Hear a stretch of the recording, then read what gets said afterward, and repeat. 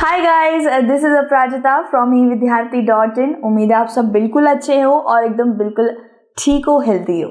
तो गाइस, हम लोग कर रहे थे आपका chapter number 1 which was power sharing, आपकी सिविक्स की किताब से। तो गाइज, ये वाला जो टॉपिक है हमारा, ये है why power sharing is desirable, यानी कि पावर शेयरिंग कर देना, यानी कि ताकतों को बांट देना, लोगों के अंदर सबको इक्वल इक्वल ताकत दे देना, ये क्यों होना चाहिए हर जगह पे। ठीक है, तो गाइज इसके हम लोग पॉइंट वाइज सारे पढ़ेंगे कि व्हाई एक हर कंट्री को पावर शेयरिंग का मॉडल अपनाना चाहिए। ठीक है गाइज, सबसे पहले तो यार ये फॉर्म्स ऑफ पावर शेयरिंग यहाँ पे देखते हैं। आई थिंक आपको इतना विजिबल नहीं हो रहा होगा, बट मैं यहाँ पे थोड़ा सा पढ़ देती हूँ। Result in balance of power. सबसे पहली बात तो है कि गाइस पावर शेयरिंग से सबके पास एक एक पावर रहती है, मतलब किसी में कोई लड़ाई झगड़ा नहीं होता है, बिल्कुल बैलेंस में सब कुछ चीजें चल रही होती है।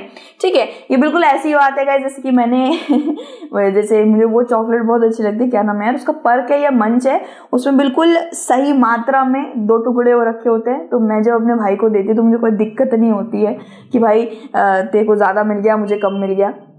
बिल्कुल वैसी बात है, सब में बैलेंस रहता है एकदम। ठीक है, each organ checks the order. सारे ऑर्गन्स के पास एक एक पावर रहती है, तो सब एक दूसरे को चेक करते रहते हैं। ठीक है, और फिर एक तरीके से आप देख सकते हैं यहाँ पे लिखा हुआ है a system of check and balance. बिल्कुल चेक एंड बैलेंस में सब कुछ चलता है, मतलब कॉन्फ्लिक्ट होने के चांसेस, यानी कि लड़ाई वड़ाई होने के चांसेस कम हो जाते हैं जब सबके पास तरीके से पावर बटी होती है ना। जजेस can also check the work of other organs. जज उसके ऊपर होता है, जज को पावर दे रखी होती है, सारे ऑर्गन्स को देखेगा। तो इस तरीके से गाइज देखा जाए तो यहाँ पे एक और पॉइंट है कि किसी को भी अनलिमिटेड पावर नहीं मिलती है, सबको इक्वल पावर दी जाती है। ठीक है, तो यार बहुत सारे पावर शेयरिंग के बहुत सारे एडवांटेजेस होते हैं। अब यहाँ पे हम लोग पढ़ते हैं guys, thus 2 different set of reasons can be given in favor of power sharing। ठीक है, 2 रीजंस देखते हैं। Firstly, power sharing is good because it helps to reduce the possibility of conflict between social groups. ये बात बिल्कुल सही guys. For example हम लोग, मैं जानती हूँ बेल्जियम का मॉडल ये सब पढ़ रहे हैं, बट मैं एक बार इंडिया का बताना चाहती हूँ गाइस, क्योंकि इंडिया में भी बहुत सारी लैंग्वेज है, इंडिया में भी बहुत सारे डाइवर्स ग्रुप्स हैं, एज यू नो गाइस। तो देखा जाए तो इंडिया में एक चीज़ बहुत अच्छी कर रखी है कि कोई ऑफिशियल लैंग्वेज नहीं है ना। जैसे बहुत सारे हिंदू तो बहुत सारे लोग हैं, हिंदी बोलते भी बहुत सारे लोग हैं, लेकिन उस पर्टिकुलर हिंदी लैंग्वेज को ऑफिशियल लैंग्वेज का दर्जा नहीं दिया गया। हिंदी आप बोल रहे हो अच्छी बात है, लेकिन वो ऑफिशियल लैंग्वेज नहीं है। तो ये बात बाकी लोगों को हर्ट नहीं करेगी कि देखो ऑफिशियल लैंग्वेज हिंदी बना दी है, हम तो तमिल बोलते हैं, है ना। तो गाइस ऐसे अगर हिंदी ऑफिशियल लैंग्वेज बना दी जाती मेजॉरिटी ग्रुप देखकर कि बस सबसे ज्यादा हिंदू लोग ही भारत में रहते, तो हिंदी को ही भारत की ऑफिशियल लैंग्वेज बना दो, तो बाकी डाइवर्स ग्रुप्स को बहुत बुरा लगता कि क्यों तमिल क्यों नहीं बन सकती, क्यों तेलुगु क्यों नहीं बन सकती, बंगाली क्यों नहीं बन सकती। तो इस तरीके से शायद कॉन्फ्लिक्ट होने के बहुत चांसेस रहते हैं। ठीक है, सो भारत में ये चीज़ मुझे बहुत अच्छी लगती है कि there is no official language, लेकिन हाँ आप अपनी मातृभाषा रख सकते हो, आप कोई सी भी भाषा बोलने की आपको फ्रीडम मिलती है। तो यहाँ पे सबसे पहली बात तो ये गाइस कि सोशल ग्रुप्स में थोड़ा सा भी कॉन्फ्लिक्ट नहीं होगा अगर सबके हाथ में पावर सही तरीके से बटी रहेगी।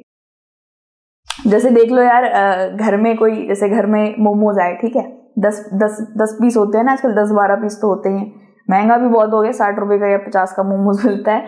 तो गाइज सब में 2-2 बटेंगे। अब किसी में 3 या 4 दिखेंगे तो बुरा तो लगेगा कि यार मम्मी उसको क्यों 4 दिए, मुझे क्यों नहीं दिए।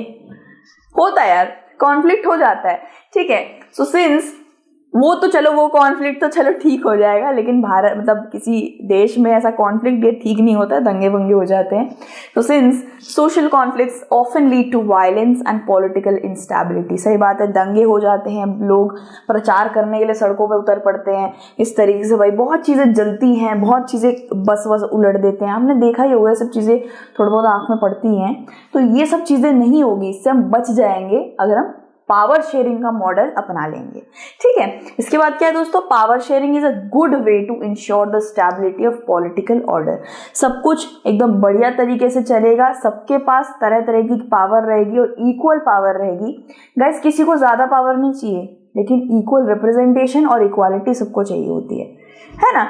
सबको इक्वालिटी चाहिए होती है। जैसे स्कूल में यार मुझे बहुत बुरा लगता था, देयर वाज अ टीचर, ठीक है, वो ने डांस सिखाती थी, तो उनका नाम वाम नहीं लूंगी, वो बहुत बुरी नहीं थी, लेकिन मुझे बुरा ये लगता था कि उन्होंने कुछ चुनिंदा बच्चों को ही वो हर प्रोग्राम में लिया करती थी, वो उनके फेवरेट थे, ठीक है, उनके फेवरेट थे और वो दिमाग में उनके बैठ गया था कि ये बच्चे डांस अच्छा कर सकते हैं, बाकी कर ही नहीं सकते। सो पर्टिकुलर बच्चों को लेकर ही सारे एनुअल कल्चर वगैरह सारे फंक्शंस उन्हीं के साथ करती थी। तो मुझे बहुत बुरा लगता था। एक बार मैं भी गई थी वहाँ पे, आई ट्राइड माई बेस्ट, मेरे दोस्त भी गए थे, लेकिन उन्होंने उनको लिया ही नहीं।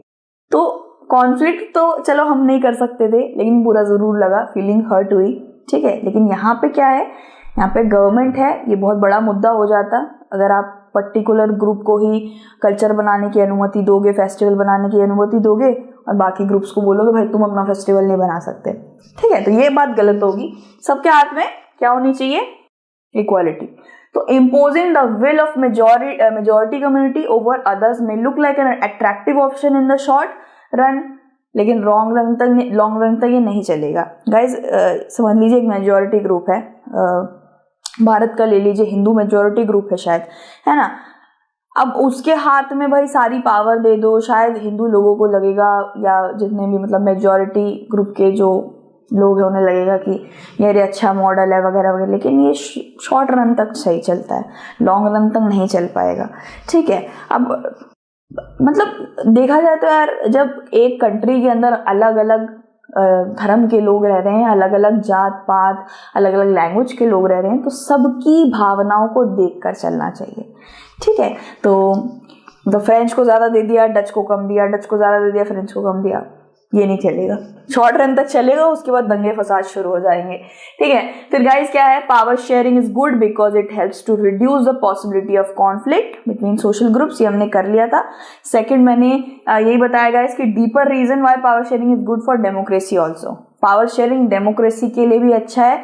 और गाइस डेमोक्रेसी का पर्टिकुलर मतलब यही होता है गाइस कि एक कंट्री को उसके देशवासी जितने भी, एक कंट्री के जितने भी लोग रह रहे हैं, वो अपनी पावर से अपनी गवर्नमेंट बनाते हैं। इसी को तो डेमोक्रेसी कहते हैं ना, कि लोगों के द्वारा गवर्नमेंट बन रही है, पीपल्स गवर्नमेंट, लोगों के हाथ में ज्यादा पावर है, इसी को डेमोक्रेसी कहते हैं ना गाइस।